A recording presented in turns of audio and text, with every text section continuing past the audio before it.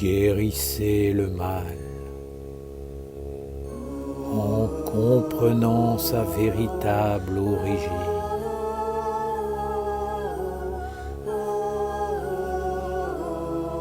Je veux vous apporter quelques éclaircissements sur cette philosophie ou théorie du bien et du mal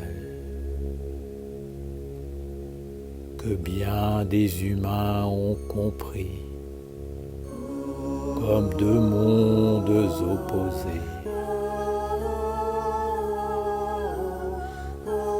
Moi, je veux vous apporter la clé de la magie, du discernement parfait, de la conscience et de la puissance dans le monde des hommes.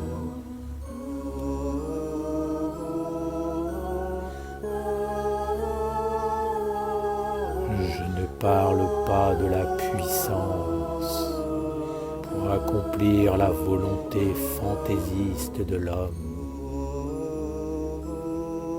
mais simplement de celle qui vous conduit à voir d'une façon juste, afin d'être délivré de l'emprise des mondes qui enferment, avoir le discernement parfait et la bonne vision permet le langage et l'agir juste. Lorsque le savoir est en vous, il suffit de dialoguer et tous les mondes finissent par se délier.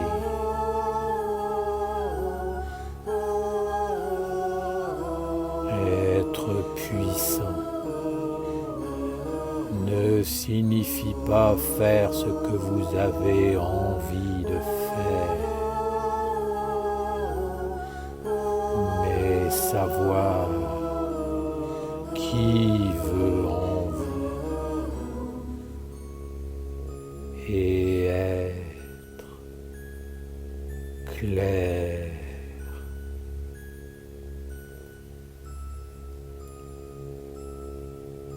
Il existe une base fondamentale qui est valable dans tous les mondes, mais je ne vous parle ici que du monde de l'homme, car c'est uniquement en lui que vous pouvez agir.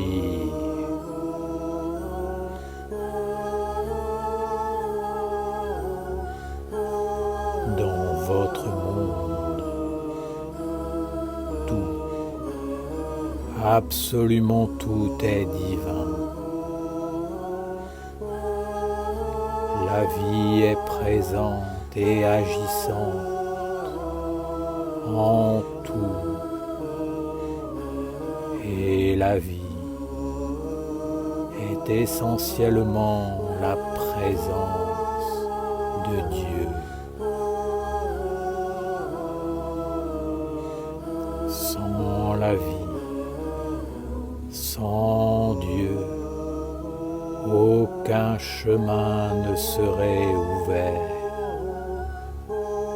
Rien ne pourrait croître, grandir,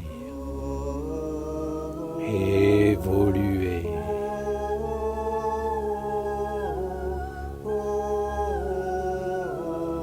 Le côté sombre, comme vous l'appelez,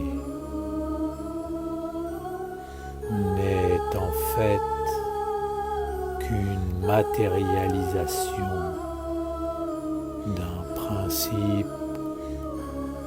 de base.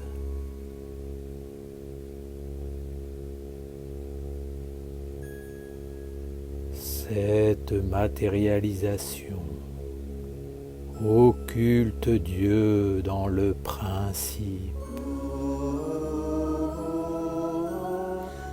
Par exemple, si vous prenez le principe fondamental de l'amour, il est à la base une vertu de Dieu.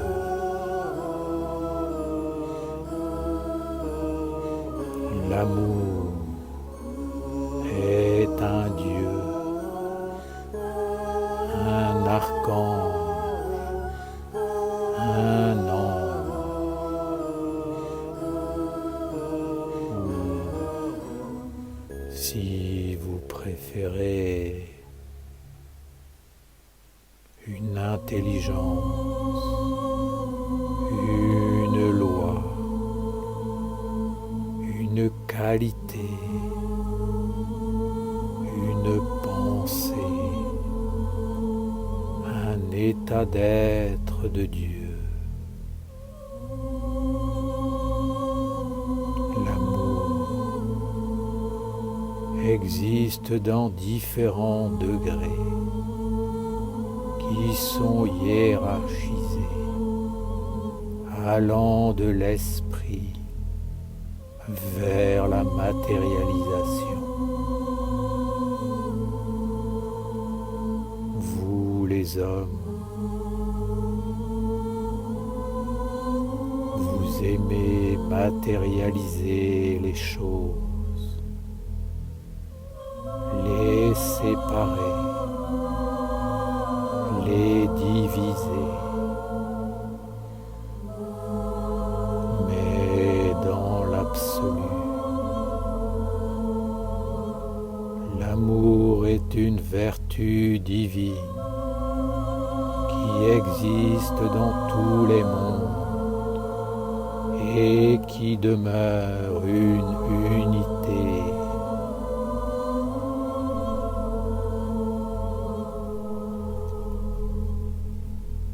L'amour vient de Dieu et il est Dieu. Dès qu'une vertu s'approche de la terre, elle subit l'influence de la loi de la condensation, du durcissement, de la matérialisation.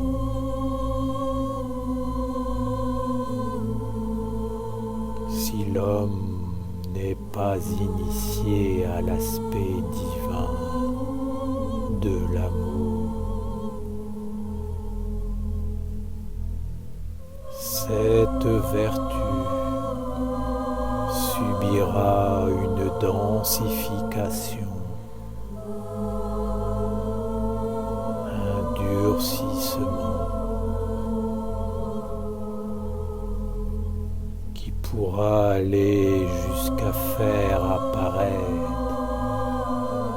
sa vertu opposée, c'est-à-dire la haine.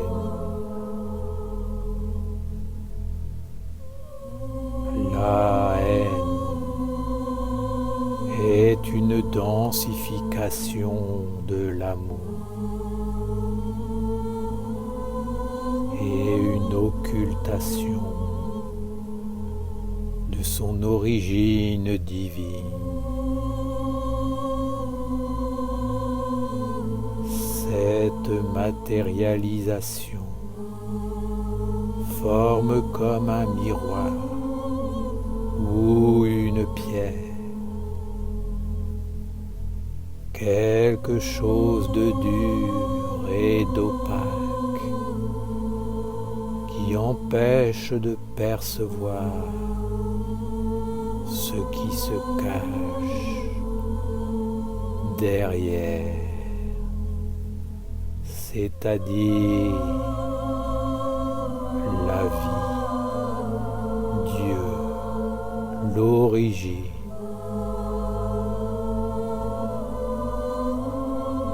Alors, la haine apparaît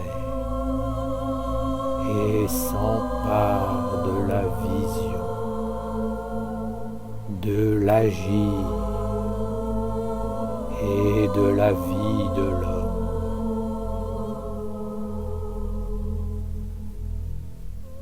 Pourquoi l'homme regarde-t-il le monde de cette façon?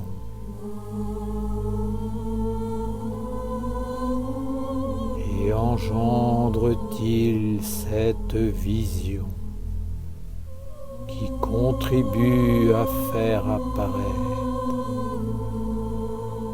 le mal et les contre-vertus dans son monde?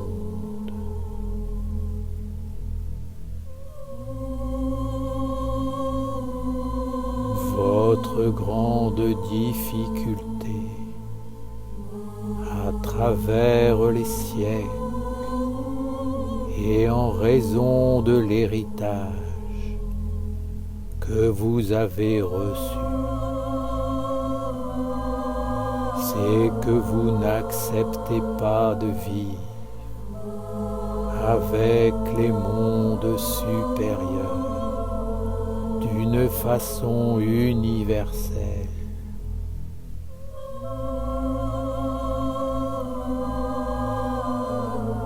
Vous voulez vous matérialiser pour vous sentir exister en vous isolant toujours davantage des mondes qui vous entourent et vous animent. Vous auriez pu continuer à vivre dans les bras de la terre-mère et du ciel Père.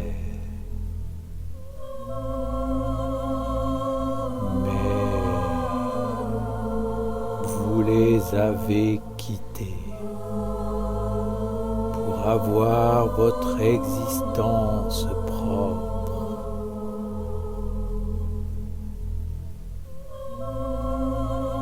Cela n'était possible qu'en vous matérialisant vous-même, afin de permettre à une ombre d'exister en vous.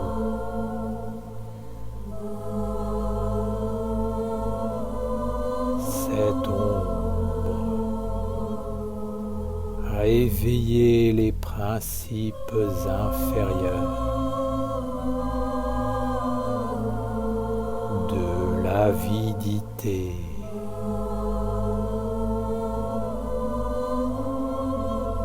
de la soif d'existence,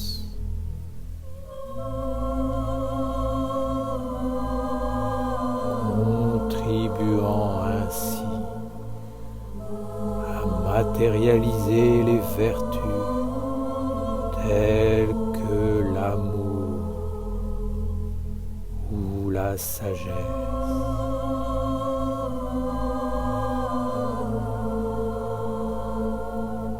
L'homme a enlevé le principe universel de Dieu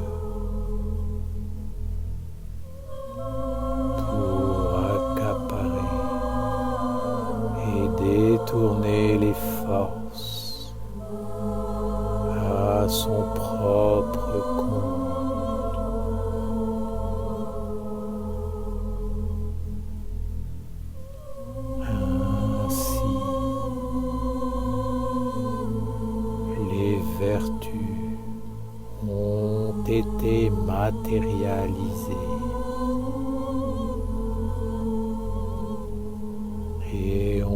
permis de créer les contre-vertus, les contre-pouvoirs,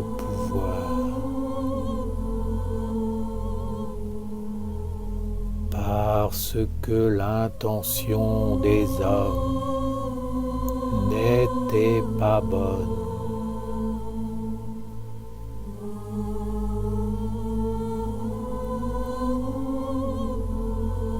Je ne dis pas que l'homme est mauvais par nature, ni qu'il a eu une volonté délibérée de créer les contre-pouvoirs ou des contre-vertus.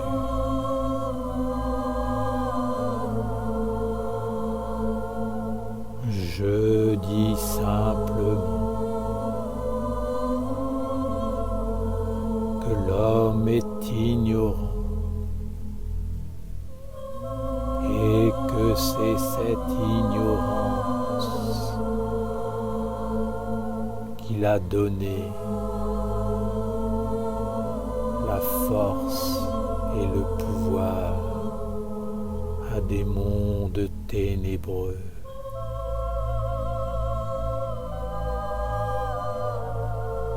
À force de ne regarder qu'un monde matérialisé,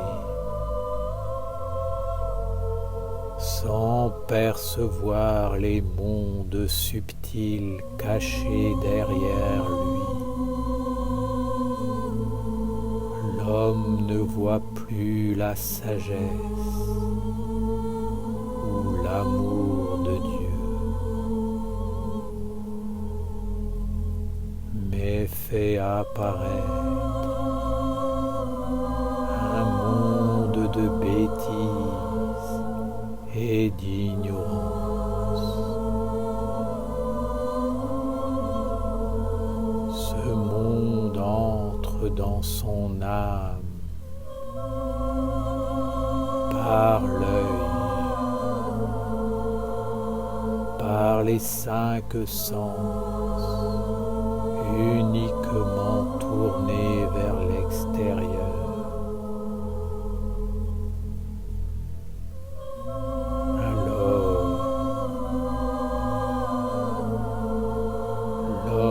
Devient mécontent.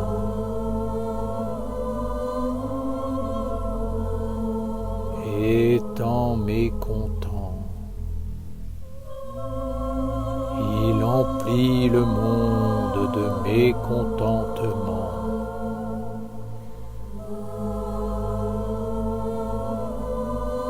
L'essence, la parole,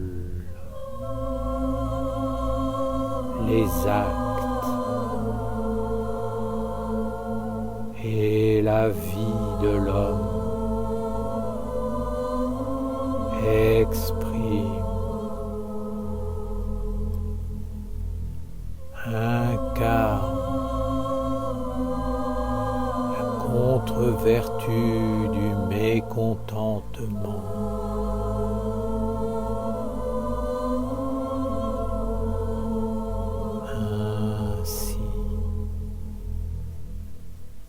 Il donne la puissance de son être à cette contre-vertu jusqu'à se former un jumeau, une ombre vivante qui devient lui et qui, à un moment donné, prend la place du véritable être humain.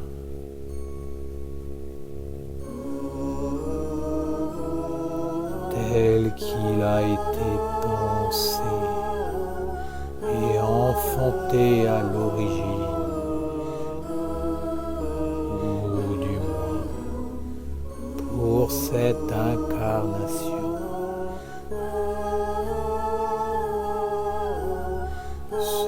n'est plus l'âme de l'homme qui vit en lui, mais c'est ce double, ce jumeau, cette ombre qui vit en lui par l'opacité du corps et la vision limitée qui l'éclaire.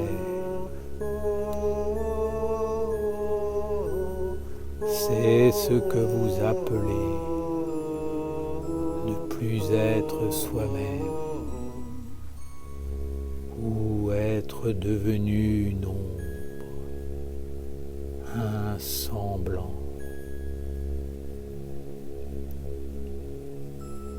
Toute contre-vertu amenée à l'existence par la vie intérieure, inconsciente de l'homme, finit par prendre la place et la puissance créatrice de son géniteur. Elle devient alors plus forte que lui, prédominante, jusqu'à remplir tout l'espace et conquérir tous les territoires.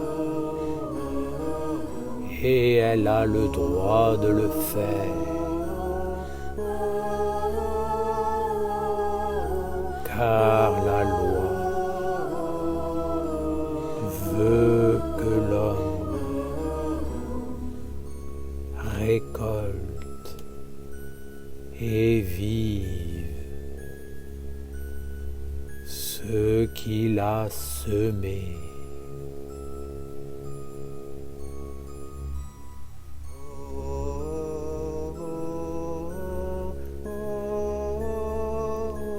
Je voulais, par ce psaume,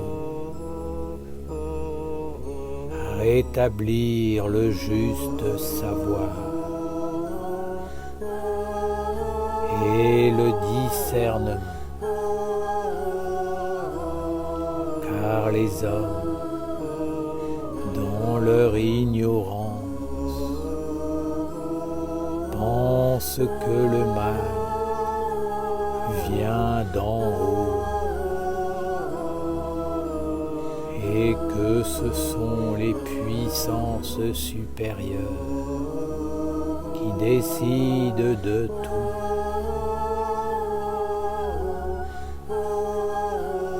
D'un certain point de vue, cela est vrai, mais vous devez comprendre que pour que le mal existe, comme un doux, vivant à la place de l'homme et nourrissant des contre-vertus, il est impératif que l'homme ait donné sa puissance créatrice à celle-ci. Si les hommes avaient voulu demeurer avec Dieu sans se sentir exister par eux-mêmes, mais en gardant une vie universelle, ce monde sombre des contre-vertus n'aurait jamais eu la puissance qu'il a acquise sur les hommes.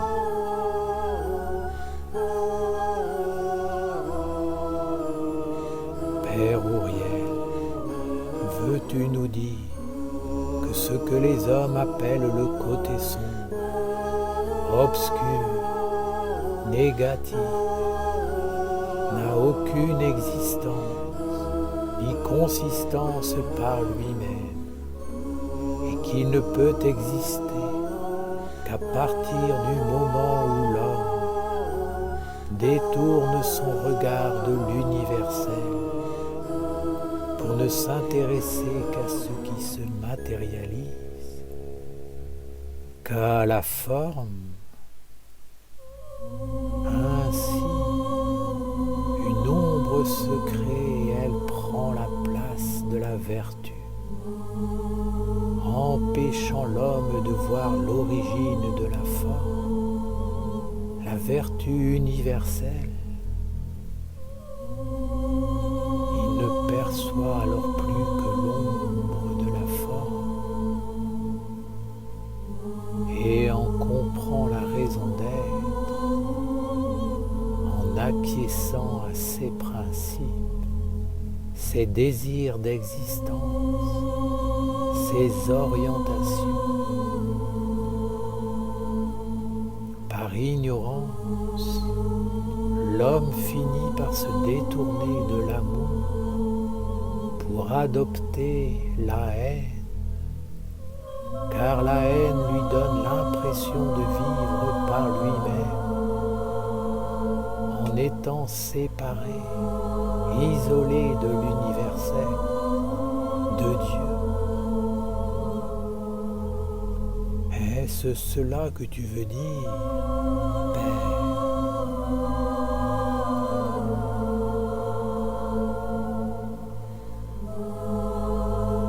Je dis que l'homme manque d'expérience, de sagesse, d'éducation, de savoir, et qu'il ne regarde pas le monde tel qu'il est.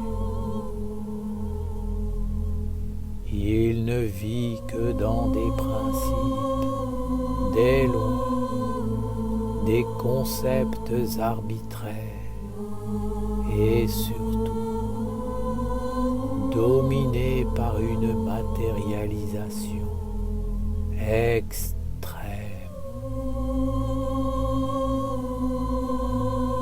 Il faut que tout soit calculable, explicable, organisé, maîtrisé et matérialisé. Sinon cela n'existe pas. Cette attitude isole l'homme, le rend faible devant les mondes subtils qui exercent une emprise sur lui. Et il se fait naturellement féconder et envahi par le monde des contre-vertus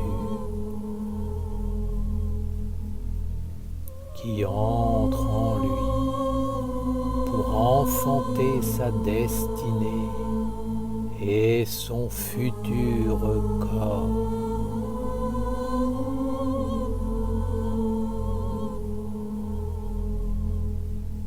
L'homme est perdu pour le monde de la lumière, parce qu'il ne s'individualise pas en tant qu'âme, mais en tant qu'ombre matérialisée et animant un monde matérialisé. Il devient ainsi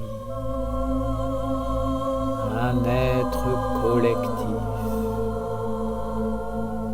régi par des égrégores sombres, donnant sa vie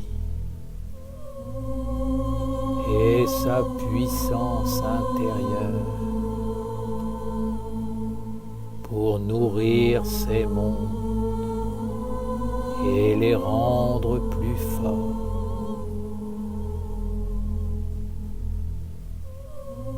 Devenez conscient. Éveillez-vous dans la sagesse et la pratique des arts magiques.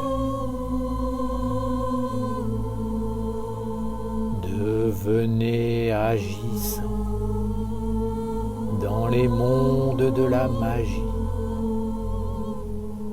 des suggestions, des influences, des habitudes et des rythmes.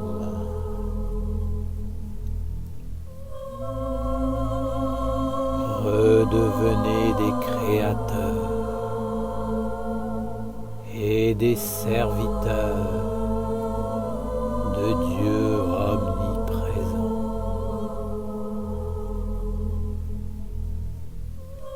Éveillez votre vie intérieure et consacrez-vous à l'universel afin que toutes vos activités soient reliées à une dimension supérieure, à une tradition immortelle, impersonnelle.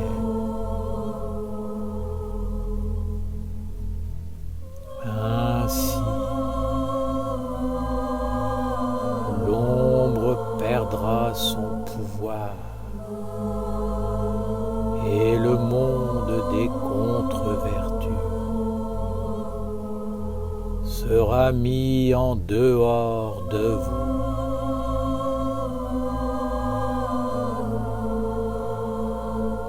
Perdant l'emprise sur votre intelligence,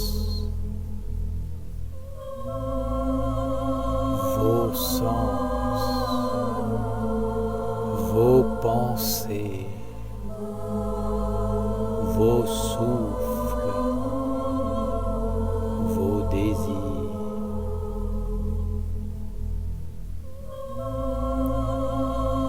À la place du mécontentement, vous mettrez en vous le contentement et la plénitude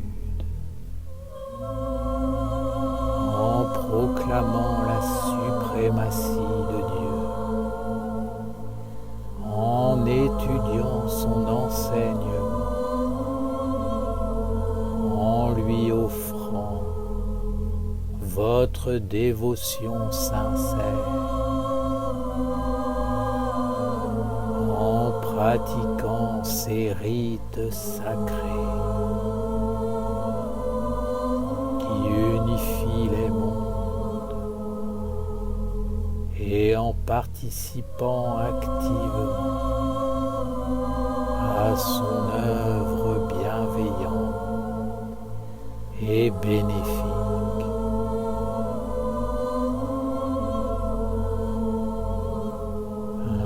Ainsi, le mécontentement demeurera à l'extérieur de vous, ne pouvant plus entrer en vous pour vous envahir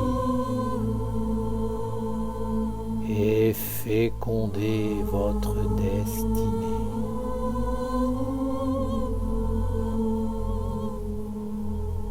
Ceci n'est pas une utopie, mais la loi de Dieu, la vision et la science véritable,